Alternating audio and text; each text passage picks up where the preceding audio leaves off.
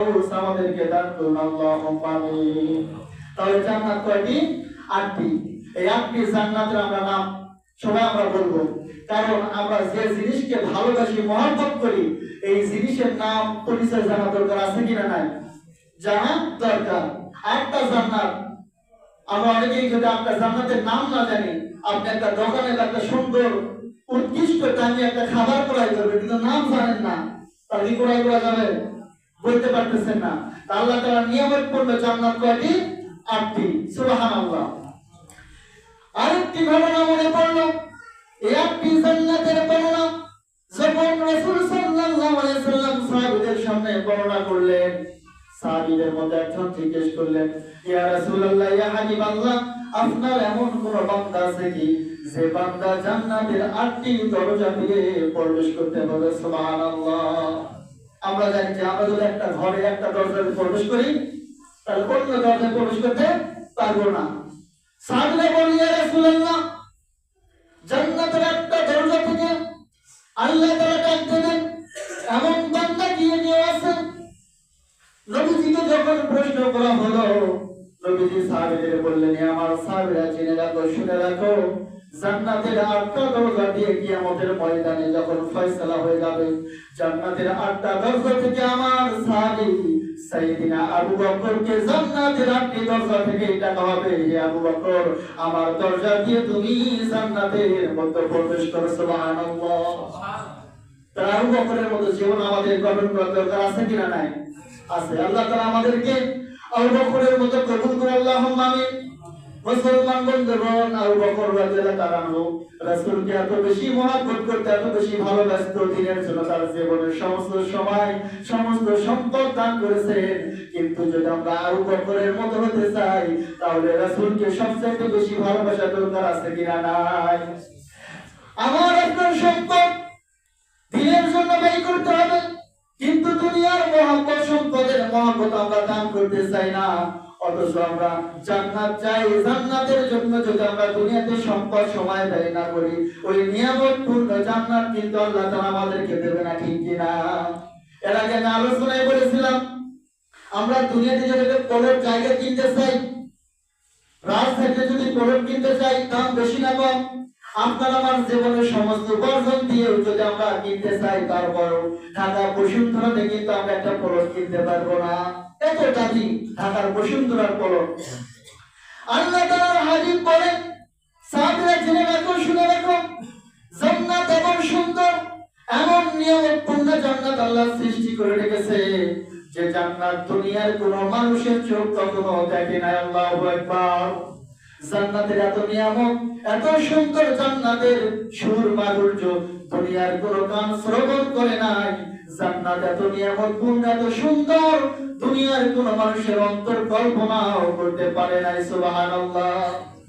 তাহলে এত দামি জিনিস, এত দামি সৃষ্টি আমাদের চিন্তায় কখনো আসবে না, আমাদের চোখ কখনো দেখে নাই, কান কখনো শোনে নাই, তাহলে এই বর্ণনা করে বিশেষ করে যাবে? আল্লাহ তাআলা নবীজি বলেন, এত সুন্দর জান্নাত, এই জান্নাতকে যদি আপনি আমার আবাসস্থল বানাইতে চাই তাহলে আমার জীবনের সময় এবং সম্পদ আমার আল্লাহ তাআলার জন্য কুরবানি করার দরকার আছে কিনা নাই? তাহলে 8টা জান্নাত, কয়টা? আল্লাহ তাআলার সৃষ্টি 8টা জান্নাত। এক নাম্বার হলো জান্নাতুল ফিরদাউস। সবাই বলি কি? জান্নাতুল ফিরদাউস। এই জান্নাতুল ফিরদাউস আল্লাহ তাআলা মুসলমানদের জন্য সর্বোচ্চ উচ্চ জান্নাত হিসেবে আল্লাহ তাআলা তৈরি করেছেন, জান্নাতুল ফিরদাউস। 2 নাম্বার হলো দারুল মাকাম। সুবহানাল্লাহ। 2 নাম্বার জান্নাতের নাম কি? দারুল মাকাম। এর নাম হলো অন্তর সর্বোচ্চ বাড়ি। আমরা দুনিয়াতে বাড়ি নির্মাণ করতে চাই, যার যেমন সম্পদ, এই সম্পদ দ্বারা আমরা উৎকৃষ্ট করে বাড়ি নির্মাণ করতে চাই। আল্লাহ তাআলা দুনিয়াতে যে বান্দার যত সুন্দর আমল, আল্লাহ তাআলা সেই অনুপাতে তার বান্দার জন্য জান্নাতে তেমন বাড়ি নির্মাণ করবে। সুবহানাল্লাহ। রাসূল সাল্লাল্লাহু আলাইহি সাল্লাম মিরাজের রাতে যখন জান্নাত পরিদর্শন করতেছিলেন তখন একটা সুন্দর ঘর দেখতে পাইলেন। জিবরাইলকে বললেন, হে জিবরাইল, এই সুন্দর বাড়িটা কার? জিবরাইল বলেন, হে রাসূলুল্লাহ, এই ঘরটা আপনার বিবি সাইয়্যিদা খাদিজা রাদিয়াল্লাহু তাআলা আনহার জন্য। সুবহানাল্লাহ। কেমন মহিলা! আমাদের আম্মা জান সাইয়্যিদাতুনা খাদিজা রাদিয়াল্লাহু তাআলা আনহা মহিলাকে আল্লাহ তাআলা আরশের উপর থেকে সালাম পাঠিয়ে দেয়, সুবহানাল্লাহ। নবীজি বলে আমার খাদিজার জান্নাতটা আমি জান্নাতের মধ্যে বাড়ি দেখেছি, সুবহানাল্লাহ। তারপর একটু পর আরেকটা সুন্দর বাড়ি দেখতে পারে। নবীজি বলে ইয়া জিবরাইল এই বাড়িটা কার? জিবরাইল বলে ইয়া রাসূলুল্লাহ এই বাড়িটা আল্লাহ তাআলা আপনার জন্য নির্মাণ করেছেন, সুবহানাল্লাহ। নবীজি বলে জিবরাইল আমি একটু দেখে আসি, মিরাজের ঘটনা এই ঘটনাগুলো পাবেন। জিবরাইল বলে ইয়া রাসূলুল্লাহ না না এখন আপনার দেখার সময় হয় নাই, কারণ আপনি দুনিয়ার জীবন এখনো শেষ করেন নাই। কারণ জান্নাতে যাইতে হলে একটা স্বাদ গ্রহণ করতে হবে, সেই স্বাদটা হলো মৃত্যুর স্বাদ, ঠিক কিনা? কিন্তু আমরা মরতে চাই না, কিন্তু জান্নাত চাই, ঠিক কিনা? কিন্তু মুমিনরা যখন মৃত্যুর খবর শোনে, মুমিনরা তখন ভয় পায় না, মুমিনরা চায় যে মৃত্যুর সঙ্গে সঙ্গে আল্লাহ তাআলার সাথে আমার মোলাকাত হয়ে যাবে, আর আল্লাহ তাআলা আমাকে সুমহান জান্নাতের অধিবাসী কবুল করবেন, সুবহানাল্লাহ।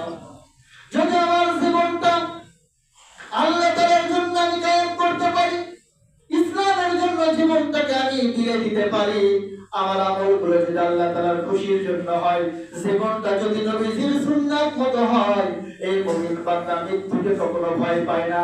কারণ এই বান্দা সবসময় মৃত্যুর জন্য প্রস্তুত থাকে, কারণ সে জানে মৃত্যুবরণ করার সঙ্গে সঙ্গে আমার জায়গা হবে জান্নাতে, সুবহানাল্লাহ। মুসলমান বন্ধুগণ, আমরা সর্বদাই দোয়া করি ইয়া রব্বে কারীম মৃত্যুটা একদিন হবে, আমাদেরকে এমন ঈমান আর এমন আমল দান করেন যে মৃত্যুর সঙ্গে সঙ্গে যেন আমরা জান্নাতের সুধা পান করতে পারি, সুবহানাল্লাহ। 2 নাম্বার জান্নাত হলো জান্নাতুল দারুল মাকাম, সর্বোচ্চ বাড়ি। 3 নাম্বার জান্নাতের নাম হলো দারুল কারার, জান্নাতের আলোয়, আখিরাতের উৎকৃষ্ট একটি ঘর। 4 নাম্বার হলো দারুস সালাম, শান্তির বাড়ি। আমরা দুনিয়াতে বাড়ি নির্মাণ করার জন্য, বাড়িতে সুখে শান্তিতে থাকার জন্য কত শান্তির ব্যবস্থা করে, ঠিক কিনা?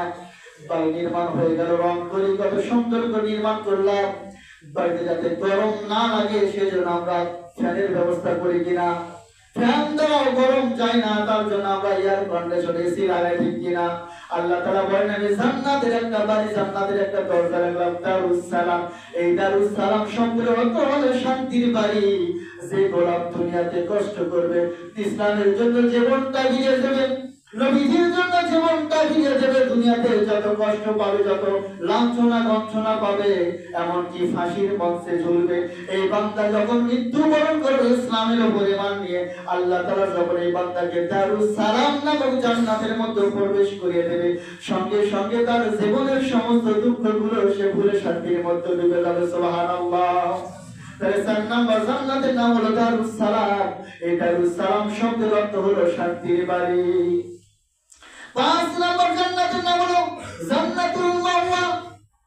জান্নাতুল মাওয়া শব্দের অর্থ হলো বসবাসের বাগান। আপনাকে এত সুন্দর বাগান বাড়ি, যদি অনেকে আমরা জানি যে বাগান বাড়ি যারা বড় বড় চাকরিজীবী তারা পলট ক্রয় করে, এক্সট্রা বাড়ি দেয়, বলে বাগান বাড়িতে আসেন, ওখানে আমরা বৈঠক করবো, সুবহানাল্লাহ।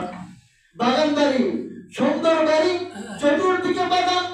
জান্নাতীদের মনের কোন আশাকে আল্লাহ পূর্ণ করবে না, কোন নিয়ামত ছাড়া আল্লাহ তাআলা এমন এমন নিয়ামত দান করবে, যখন জান্নাতুল এই মাওয়াতে বান্দা প্রবেশ করবে, বসবাসের একটা বাগান, এই বাগান পূর্ণ জান্নাত আল্লাহ তাআলা এই বান্দাকে প্রবেশ করবে। সূরাতুল বুরুজের মধ্যে বলছেন ইন্নাল্লাযীনা আমানু ওয়া আমিলুস সালিহাতি লাহুম জান্নাতুন তাজরি মিন তাহতিহাল আনহার যালিকাল ফাওজুল কাবীর। আল্লাহু আকবার।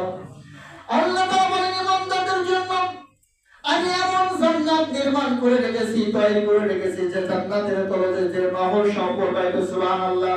জান্নাত মানে হলো বাগান, উদ্যান।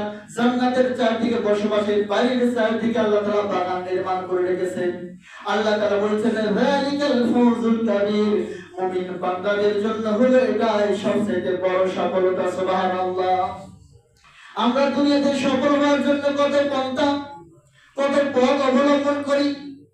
ভালো দামি বাড়ি নির্মাণ করতে পারলে মনে করি আমি সফল, আমি যদি বড় একটা চাকরি করতে পারি তাহলে আমি সফল, অনেক ক্ষমতার মালিক হলে আমি বলি সফল হয়ে গেছি, সন্তান যদি বড় চাকরিজীবী হয় পিতা বলে আমি সফল।